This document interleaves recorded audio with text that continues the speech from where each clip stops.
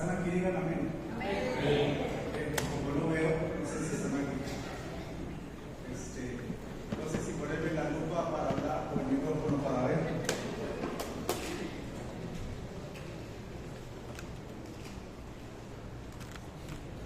En las últimas ocasiones en que el Señor me ha permitido estar aquí en este atril o en el púlpito, solamente una vez ya me caía, por eso ya lo regresé para allá. Estuve considerando con ustedes historias del ministerio de nuestro Señor Jesucristo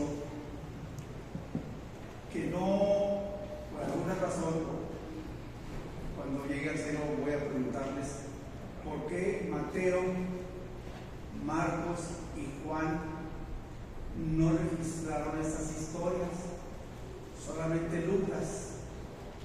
La explicación que dan los exégetas de la Biblia es que Lucano o Lucas era un médico, es decir, su profesión era doctor en medicina. Y curiosamente, cuando vemos los tres casos que con el de hoy vamos a considerar y que no están registrados ni en Mateo, ni en Marcos, ni en Juan, y solamente Lucas los registra, tienen de alguna manera el toque de un médico, la palabra de un médico, la sabiduría de un doctor en medicina. La primera ocasión que tocamos un tema de esto fue, ustedes recordarán los que vinieron, cuando hablamos acerca de aquella mujer, dice Lucas, que estaba enferma del espíritu. Y la consecuencia de esa enfermedad espiritual es que andaba encorvada. ¿Se acuerdan, hermanos, de ese pasaje? Yo lo recuerdo muy bien porque esa ocasión el pastor, todavía estaba el pastor Andrés, y él tuvo que salir y me dejó de invitado para predicar. Y esa tarde, a esta hora, le pedí al pastor Paco, Galván y un servidor que ungiéramos con aceite a quienes vinieran un poco encorvados. Oiga, pues lo pasó toda la congregación. No eran jorbados, pero más encorvados. Y luego, la siguiente ocasión que hablamos acerca de otro episodio que no registra ni Mateo, ni Marcos, ni Juan, lo vimos hace muy poquito, creo que fue en el mes de marzo, si mal no recuerdo, cuando hablamos acerca de los 10 leprosos que fueron limpiados. ¿Se acuerdan? Y que solamente uno regresó para agradecerle al Señor lo que había hecho con él.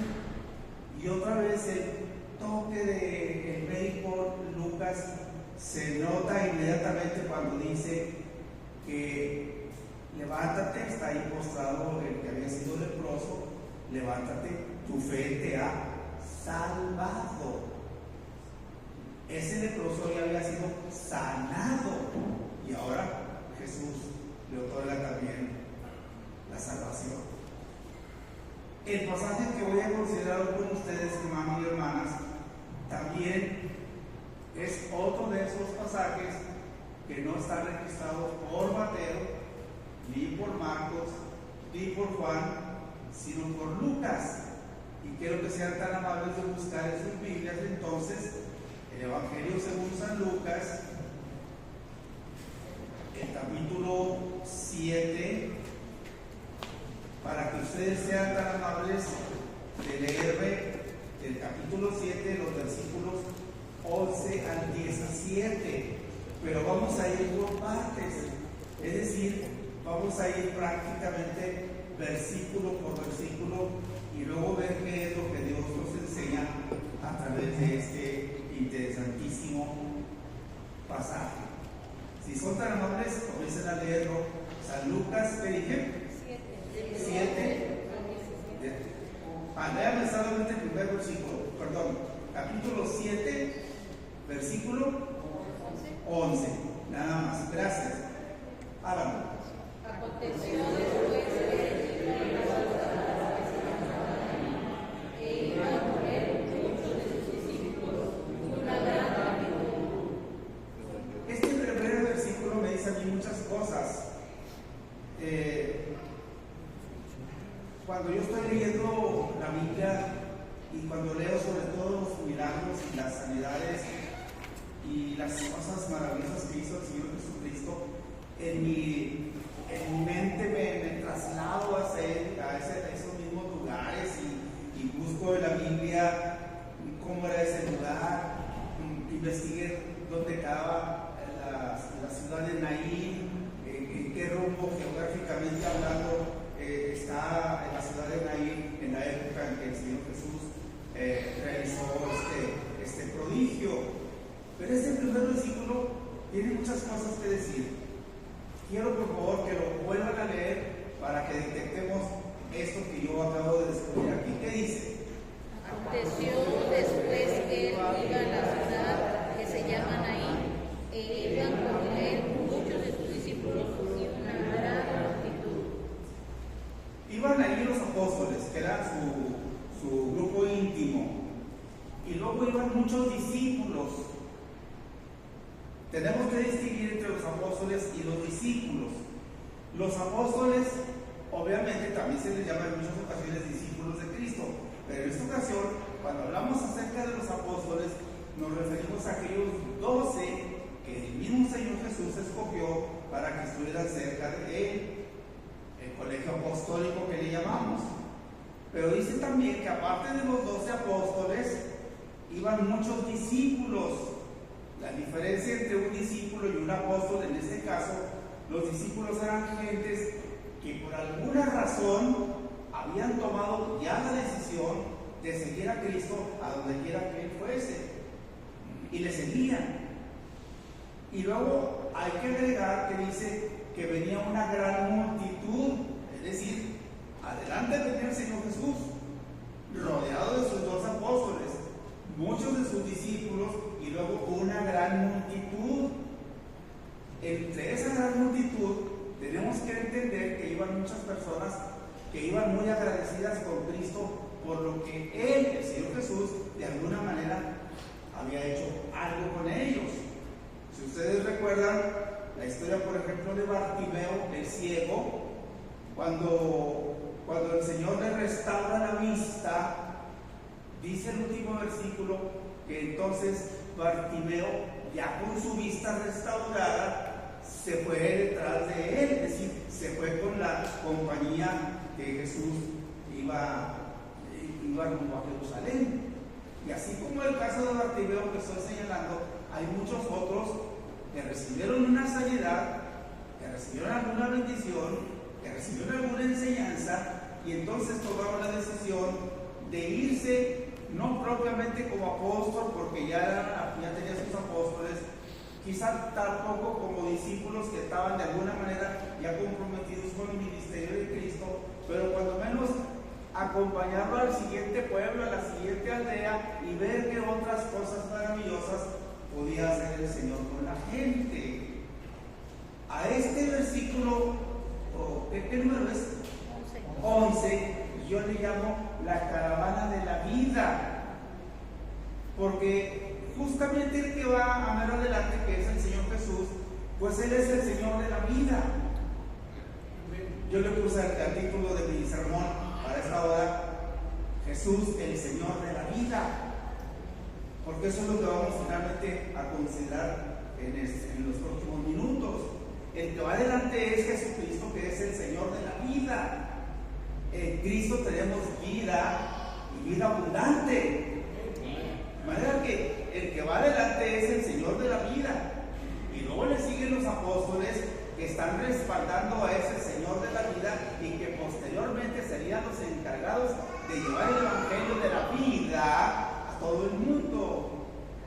Y después de ellos los discípulos, que de alguna manera se habían convertido ya en personas seguidoras y comprometidas con el ministerio de Cristo. Y luego le seguía una gran multitud. Y si entre esa gran multitud iba, mencionando por otra vez a Bartimeo, sin duda alguna que Bartimeo les iba diciendo a los que iban juntamente con él en la compañía detrás de Cristo es: a mí me sanó el Señor. Yo no nací ciego, yo tenía mi vista muy completa, y de pronto me sucedió esto. Puede haber sido algún tumor en el cerebro, qué sé yo. La cosa es que Bartimeo se quedó sin vista. Por eso cuando el Señor Jesús le dijo, ¿qué quieres que te haga? Bartimeo le responde, que recobre la vista. En San Juan capítulo 9 se habla acerca de un ciego de nacimiento. Este no es el caso de Bartimeo. En el griego en el que está escrito el Nuevo Testamento, cuando Bartimeo le dice a Cristo que recobre la vista, muy claramente en el griego se entiende que es que vuelva a ver, regrésame la vista. Y eso es lo que hace el Señor Jesús con Bartimeo, y Bartimeo se va detrás de la caravana del Señor Jesús que va rumbo a Jerusalén, y así como Bartimeo, no sé cuántos otros iban contando, a mí me sanó, a mí me quitó la parálisis, a mí me regresó la vista, a mí me quitó epilepsia, a mí me limpió de lepra.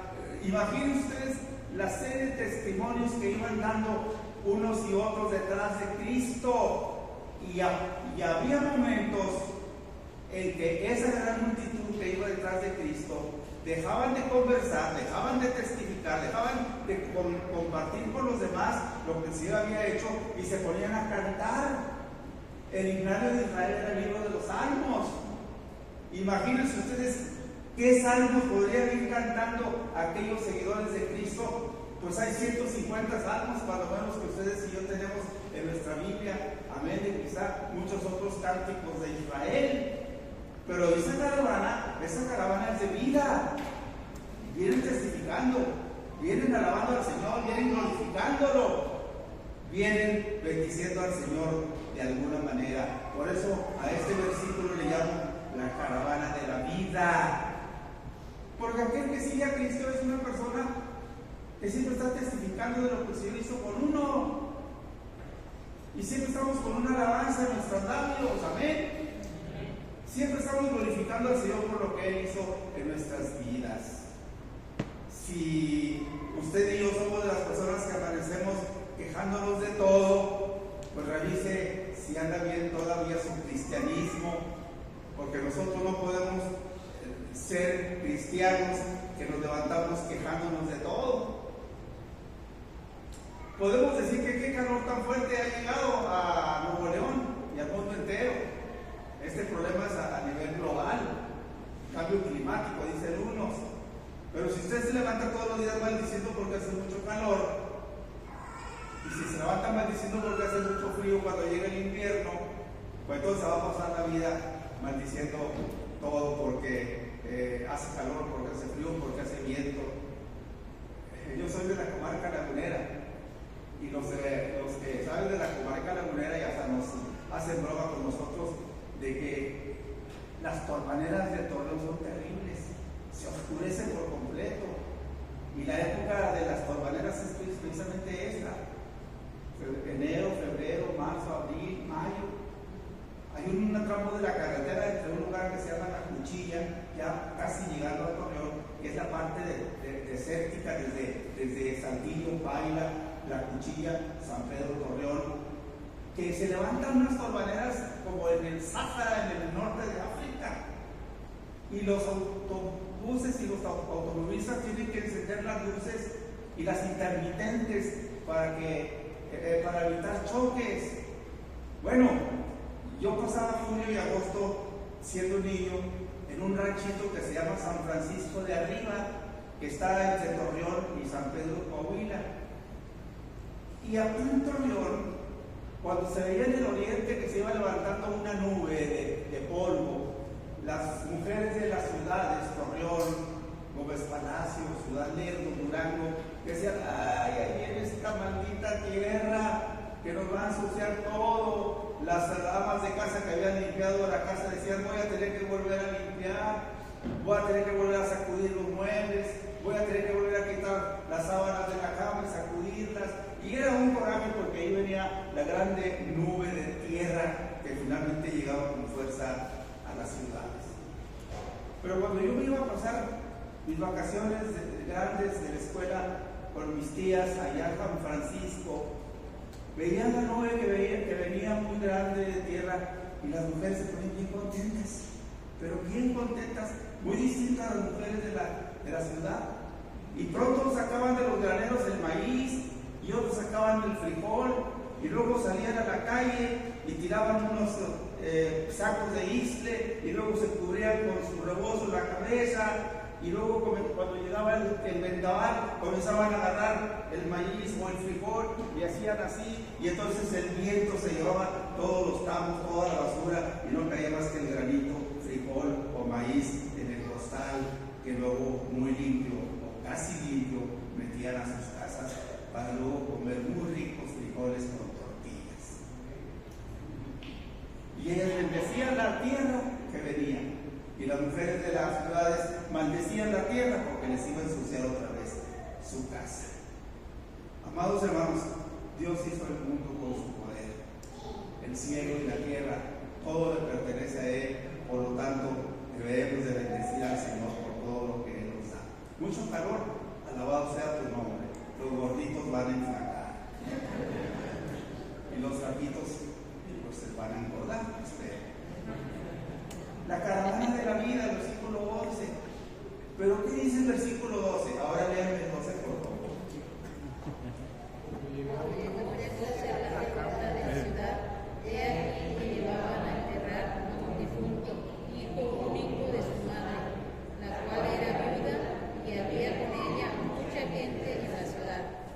El versículo 12, hermanos y hermanas, ya le atinaron cómo le puse de nombre, ¿verdad? ¿Cómo le puse? La caravana de la muerte. Esta que encabeza Jesús con sus apóstoles, sus discípulos y una gran multitud que viene alabando al Señor, de pronto guarda silencio, cortan la alabanza, cortan el canto, cortan los testimonios, porque de las puertas grandes de la ciudad de Naín, acuérdense que las ciudades antiguas estaban amuralladas y tenían puertas, quizá una al oriente, otra al oriente, otra al norte, otra al sur, y por esa puerta principal, la que salía rumbo al Camposanto, rumbo al Panteón, viene una caravana, y así como la caravana de la vida viene encabezada por Cristo, esta viene encabezada por posiblemente 4 hombres que vienen cargando un féretro. El féretro contiene a un muchacho, así dice más adelante, un joven que había muerto. Hay cuando menos 3 resurrecciones que ustedes y yo encontramos en los evangelios. La muerte de Lázaro, que ya tenía 4 días de muerto y había sido sepultado.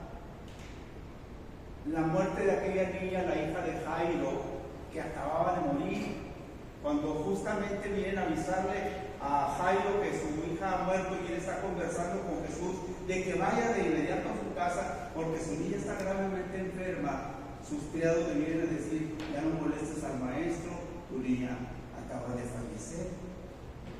Y el caso de este joven, del pasaje que tenemos enfrente de nosotros, se trata de un muchacho que posiblemente tiene 24 o menos de 24 horas de haber muerto, porque según las leyes, sobre todo entre la gente pobre, no era permitido que estuvieran más de 24 horas, había que sepultarlo de inmediato. Así es que ahí está, hombres cargando un féretro con un muchacho que ha muerto hacía unas horas. Detrás del féretro viene una mujer, que el versículo que ustedes fueron tan amables de leer dice que era una mujer viuda y que el muchacho que estaba muerto y que iban a sepultar era su hijo único. El versículo 12 nos habla de una verdadera tragedia, hermanos. Tenemos que asomarnos a esa realidad que estaba viviendo aquella mujer. Lucas no nos dice más en cuanto quién había sido su esposo y cuántos años hacía o cuánto tiempo hacía que su esposo había fallecido y la había dejado viuda. Simplemente dice que era viuda, por lo tanto ya no tenía esposo y nada más había procreado un hijo y ese hijo ahora estaba muerto y lo iba a sepultar. Y la tragedia era grande. Aquel hombre que había sido su marido y que había sido el sostén de ella y de su hijo, había muerto. Y ahora el único hijo que tenía y en quien estaban fincadas todas sus esperanzas, estaba muerto y lo iba a sepultar. Podemos entender esta situación de aquella mujer. Cuando menos, no sé ustedes, pero yo en algún momento tuve algo de ese sufrimiento. Cuando hace 13 años mi hija Luz Julieta falleció. Una muchacha que se educó aquí en la Universidad Autónoma de Nuevo León, que de los 200 que se graduaron con ella ocupó los primeros 20 lugares en calificaciones, que se tituló como licenciada en informática administrativa, que fue un excelente asistente en mis 8 años de obispo y mis otros 4 años como pastor de la iglesia San Pablo en Torreón, y en mis años de jubilado hasta el día que el Señor se la llevó. No me puedo comparar con esta mujer, porque bendito sea el Señor que tuve un hijo primogénito que nació aquí en Monterrey, y una preciosa hija, la más chica, que ustedes ya conocen, que nació en Piedras Negras y que ha dirigido el coro de esta iglesia en estos meses que llevamos de asistir aquí con ustedes. Así es que entre Balta, mi hijo mayor, y Julisa, mi hija menor, estábamos Julieta. Le pusimos Ruth en honor a una misionera norteamericana con quien mi esposa vivió como interna allí en la escuela internado para señoritas de la Iglesia de los Discípulos, el pabellón Aguascalientes. Y esa misionera, Miss Ruth Leslie, fue al seminario y nos dio clases de inglés, tanto a mi esposa Julia, que era mi novia, y a mí. Y en honor a ella le pusimos Ruth. Y le puse en Julieta en honor a mi esposa, que se llama Julia. Y a mi hija Julisa le puse Julisa Esther, Julisa por su mamá, en honor a su mamá, y Esther por una tía de ella, hermana de mi esposa, que vino a cuidarla cuando ella nació. Así que yo tengo a mi familia, a Julia, Julieta y Julisa. Y me preguntaba el pastor, y si hubiera tenido otra hija, ¿cómo le hubiera puesto? Pues Julián. Ya el nombre lo tenía. El problema es que nunca llegó la tercera hija. Pero yo sentí ese dolor. Yo ya era pastor, hace 3 años yo era obispo. Y yo había oficiado muchos funerales. Y yo había tratado de consolar a mucha gente. Y yo había sepultado a mi papá y a mi mamá y a mis hermanos. Y yo tenía la seguridad de que son mis hijos los que nos van a sepultar a nosotros, sus padres, y no nosotros, los padres, sepultar a nuestros hijos. Y yo tuve que ir a sepultar a mi hija. Y pude entender un poquito el dolor de esta mujer. La diferencia, gran diferencia, es que yo tengo un hijo que ya es abuelo y que uno de sus hijos ya nos hizo a nosotros mis abuelos. Y alabo al Señor por esa bendición. Y alabo al Señor Jesucristo por Julisa Esther, porque la veo como ama al Señor y como ama a la iglesia del Señor y al Señor de la iglesia, y como ama a su esposo y a sus hijos, y cómo nos cuida a Julia y a mí en nuestra vejez, viviendo allí en su casa, atendiéndonos de todos, sobre todo estas últimas semanas en que mi esposa ha estado muy delicada de salud. Pero lo veo grandemente la partida de Luz Julieta, como ustedes no tienen ni idea. El drama de aquella mujer era terrible. Me puedo asomar un poco al sentir de ella. No tenía esposo ya, y su único hijo estaba muerto y lo iban a sepultar. ¿Me quieren leer el siguiente versículo? ¿En cuál vamos? En el 12, el 13 vamos a leer. Sea tan amable. Versículo 13, ¿qué dice?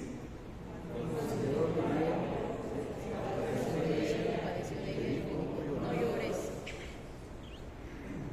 Este versículo, así tan breve, yo lo quisiera poner con letras de oro. Cuando Jesús, ¿qué? Díganme, por favor. Cuando el Señor la vio, se compadeció de ella. ¿A quién, hermanos? ¿A quién vio? A la mujer, a la viuda. Qué interesante.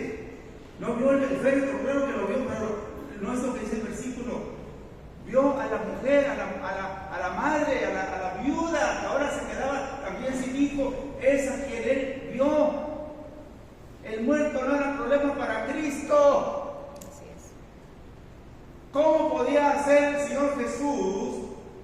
Él iba a resucitar al muerto. Pero ¿cómo resucitar a un muerto que todavía no está muerto y que está muerto vivo y está vivo muerto? Porque esa es la situación de alguien que ha perdido a su esposo, que ha perdido a su hijo único y que ahora va a sepultarlo. Esa es una mujer prácticamente muerta. Va muriendo juntamente con su hijo a cada paso que da rumbo al camposanto. Mi hija murió un 11 de noviembre. Pasó todo el mes de noviembre, todo el mes de diciembre, todo el mes de enero. Y yo estaba sumido en una profunda tristeza. No desesperanza. Yo no había falta de fe. Yo había predicado muchas veces sobre la resurrección y la esperanza que tenemos en Cristo. Pero era mi hija, quien había estado conmigo a mi lado en todo momento, y yo al lado de ella, junto con su mamá y sus hermanos. Y de pronto tuve una recaída muy fuerte. Predicando en una iglesia, de pronto me desvanecí. Llamaron a una ambulancia y me llevaron al hospital más cercano, que afortunadamente era la clínica del Seguro Social que a mí me correspondía. Checaron los médicos, vino un cardiólogo, vino otro cardiólogo, vino una mujer, una doctora cardióloga, y me dijeron: este señor tiene un infarto agudo al miocardio. Y por un túnel que hay entre la clínica 16 del Seguro Social, me llevaron a la torre de especialidades número 71 del Seguro Social. Y me llevaron al departamento de cardiología, y ahí me atendieron los cardiólogos. Y ahí estuve ese domingo, lunes, martes, miércoles, jueves, y el viernes me dieron de alta. Le dije al señor González: puede ir a su casa. Hicieron una prueba de esfuerzo en una caminadora, me pusieron muchos aparatos y la computadora les dijo que mi corazón estaba bien. Me sacaron un electrocardiograma y el electrocardiograma decía que el pastor Baltasar González Carrillo estaba bien. Y desde entonces hasta hoy estoy bien. Estoy viejo, pues estimo, pero estoy viejo bien. Me decía el pastor Olivo ahorita: oiga, pastor, le acerco una silla, porque saben que el domingo pasado prediqué en la iglesia de la Trinidad de Washington y Escobedo, y me pusieron una silla, y al rato alguien me dijo: oiga, pastor, le van a decir el cerro. ¿El qué? El cerro. ¿Por qué? El cerro de la silla. Y que la próxima vez que venga aquí ya no van a traer silla, me van a traer en camilla. A ver cómo me van a decir entonces. Amados hermanos, me vino a ver una doctora que es de la iglesia, la doctora Carolina. Y me dice: pastor, yo estoy viendo los electrocardiogramas, los estudios, los medicamentos que usted está tomando, y yo veo que usted no tiene nada. Sí, fue un infarto, no fue un desmayo, fue un infarto. pero ya no tiene nada. Usted lo que tiene es una profunda tristeza. Y una doctora hablándole a su pastor y ministrándolo, diciéndole: saque ya esa tristeza, dígale al Señor que le quite esa tristeza. Se fue la doctora. Al día siguiente llegó un amigo mío, Tony Trujillo, y me dice: pastor, vengo por usted. Y me llevó a un salón donde estaban reunidos puros pastores y pastoras, y había esposas de pastores y esposos de pastoras. Y este hombre vino desde la Ciudad de México a darnos una conferencia a los pastores de la comarca La Riviera, y dijo: con mucho respeto, por favor levanten la mano los que no son pastores o pastoras. Y ya levantaron la mano por aquí, por allá, por allá. Dijo: miren, aquí a un lado hay un salón anexo, váyanse para allá. Quiero hablar nada más con pastores y pastoras. No quiero hablar con esposas de pastor ni con esposos de pastora. Sean tan amables de ir para allá. Y lo sacó. Y nos quedamos ahí en el salón con los pastores y pastoras. Y este hombre dijo: ya que estamos aquí, pastores y pastoras, quiero hablarles acerca de los lutos de un pastor. Y comenzó a hablar acerca de cuáles son los lutos de los pastores. Y comenzó diciendo: es posible que aquí, entre la asistencia, haya pastores que no nos conocían a nosotros y nosotros no lo conocíamos a él. Es posible que aquí haya pastores que su esposa murió, no sé cuánto hace tiempo, pero alguien de ustedes es pastor viudo. O quizá hay aquí alguna pastora que su esposo murió. O quizá hay aquí pastores y pastoras que un hijo o una hija murieron, y murieron hace poco o hace mucho, pero que ya no están con ustedes porque murieron. Y cuando dijo eso, yo me estremecí de pies a cabeza y dije: ese soy yo. Y luego comenzó a hablar acerca de otros lutos de un pastor, pero quiero enfocarme solamente en lo que este hombre dijo allí. Dijo: hoy es el día en que tú, hermano pastor, que estás llorando por tu hijo o por tu hija, debes dejar de llorar y debes de comenzar a glorificar al Señor por la vida de tu hijo o de tu hija. Y quiero invitarte para que te levantes de tu lugar y vengas aquí al frente, porque quiero orar por ti. No sé si fui el primero, cuando yo sentí un resorte debajo de mí que me levantó y me vine al frente y me arrodillé, y ahí el Señor me consoló. La mirada de Cristo se puso sobre mí. Eso es justamente lo que dice este versículo. Cuando Jesús la vio, se compadeció de ella y la consoló y le dijo: no llores. Pero la palabra de Cristo, no llores, son palabras de esperanza. Cuando Cristo mira tu vida, cuando tú entraste por esa puerta esta mañana, los ojos de Cristo ya estaban puestos sobre ti, sobre mí. Aleluya. Ella sabe cuál es la condición en la que hemos venido este domingo a la casa del Señor, pero ella tiene la respuesta para ti y para mí. Ella sabe cuál es tu aflicción, tu dolor, tu problema, tu necesidad, tu enfermedad, pero Él es el Señor de la vida. Dice que cuando la vio, se compadeció de ella, porque las miradas de Cristo siempre son miradas de misericordia y de compasión. La consoló y le dijo: no llores. ¿Me hacen el favor de leer el siguiente versículo? ¿En cuál vamos? 14. Por favor. Y acercándose, tocó el féretro, y los que lo llevaban se detuvieron, y dijo: joven, a ti te digo, levántate. Este versículo, hermanos, si yo fuera fariseo, inmediatamente yo me pondría en contra de Jesús. ¿Por qué, hermanos? Porque tocó el féretro. ¿Y por qué? ¿Y por qué no debería haber tocado el féretro? Ande, dígalo fuerte. ¿Por qué en contra de la ley? simple y llanamente. La ley decía que no debes tocar un difunto. Y si lo hacías, ¿qué tenía que hacer? Muchos rituales de limpieza.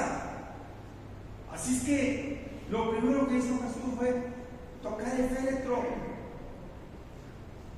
Ustedes y yo, fariseos, ¡ay! Ese hombre está tocando el féretro, está en contra de la ley. Lo más que dice Jesús, que vino a cumplir la ley, también es el que trajo la gracia. Y junto con la ley, la gracia de Dios se manifiesta. Ahí donde sobreabunda el pecado, cuya ley condena, sobreabunda la gracia. Y la gracia está cuando Jesús dice: a ti, joven, te digo, levántate. Ha tocado el féretro contra la ley, pero la gracia del Señor lo ha tocado para darle nueva vida. Cuando ustedes y yo llegamos al templo, quizá lleguemos condenados por muchas cosas que hemos infringido de la ley. Y si salimos de esa casa sin la gracia de Dios, salimos bajo los efectos de la ley. Pero estamos reunidos aquí porque esta es la reunión de los hombres y mujeres que creemos en la gracia de Dios, en la persona de Cristo, el que nos da la vida. Sin más comentarios, vamos al siguiente versículo. ¿Qué dice el siguiente? Entonces se incorporó el que había muerto y comenzó a hablar y lo dio a su madre. Entonces se incorporó el que había sido muerto. ¿Y qué más? Y comenzó a hablar. Comenzó a hablar quiere decir que era la evidencia de que estaba vivo. Mientras estuvo muerto ya no habló. Pero ahora el Señor de la vida le había resucitado y la evidencia de que había vuelto a la vida es que comenzó a hablar. Cuando yo llegué al cielo voy a buscar al médico Lucas y le voy a decir: ¿qué ingrato? ¿Y por qué no nos dijiste qué dijo este muchacho? A mí me hubiera interesado mucho saber qué fue lo que dijo este muchacho cuando volvió de la muerte a la vida. Yo puedo